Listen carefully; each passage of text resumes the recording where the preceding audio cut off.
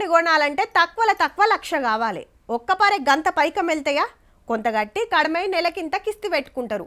ఓ ఏడాదో రెండేండ్లో కట్టేస్తే బండి మన సొంతం అవుతుంది. కానీ ఆడికే అయిపోతుందా? ఎంత తిరిగితే అంత సమర్ పోయాలి, టైంకు సర్వీసింగ్ చేపియాలి. గట్లయితేనే బండి నడుస్తుంది. అట్లనే ముఖ్యమైనది ఇంకోటి ఉన్నదుల్లా, ఫోన్కు స్క్రీన్ గార్డ్ ఎట్లనో బండి నడిపేటోళ్లకు గిది గట్ల. రోడ్డు పక్కకి హెల్మెట్ అమ్ముతుండ్రు, అంతటా ఉండేదే కదా అనిపిస్తుందిలే. కానీ మంచిగా నజరేయండి ఏం రాసిందో. గ్రామ పంచాయతీ ఎల్లారెడ్డిపల్లి. అట్లాని అమ్మేటి గావుల్లో కిరాయికిచ్చేటి. ఆవ్ నిజామాబాద్ జిల్లా ఇందల్వాయి మండలం ఎల్లారెడ్డిపల్లిలా గీకమతి చేసిండు సర్పంచ్ సాబు.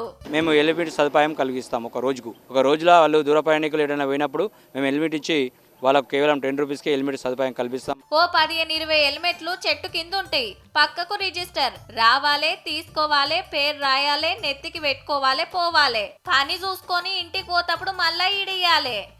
తలకాయ శ్రీధర పెడతది, నేను పెట్టుకోనంటే నడవది. గ్రామ పంచాయతీలనే తీర్మానం చేసిండ్రు, ఊరోళ్ళంతా తప్పకుండా పెట్టుకోవాల్సిందే అని. 1000-1200 పెట్టి అందరు కొనలేరు కాబట్టి కొందరు దాతలు ఇప్పిస్తే పుక్కట్ల కాకుండా 10 రూపాయల కిరాయికి ఇస్తుండ్రిగా. ఒక మిత్రుడు ఇలానే కింద పడి బ్రెయిన్ డెడ్ అయింది. 15-20 లక్షలు ఖర్చు వచ్చింది. అందరం కలిసి ఊళ్ళో మనిషికి తలా 1000 రూపాయలు 2000 వేసి కొన్ని డబ్బులు జమ చేసి ఆయనను ఇంటికి తీసుకురావడం జరిగింది. బండ్ల మీద రయ్య ఉరికి టక్కర్లై చాలా మంది దవకాన్ల పడుతుండ్రట. గసంటోళ్ళ దాంట్లే పడుసు పోరలే ఎక్కువ. అదే నెత్తికి హెల్మెట్ పెట్టుకుంటే తలకాయకి ఏం కాదని గీ ఉపాయం చేసిండ్రు కొత్త సర్పంచ్, కొత్త వార్డు మెంబర్లు. వరెవ్వా మంచి పని అనుడు కాదు, మీ ఊర్ల సుత ఆలోచన చేయండ్రి మళ్ళా.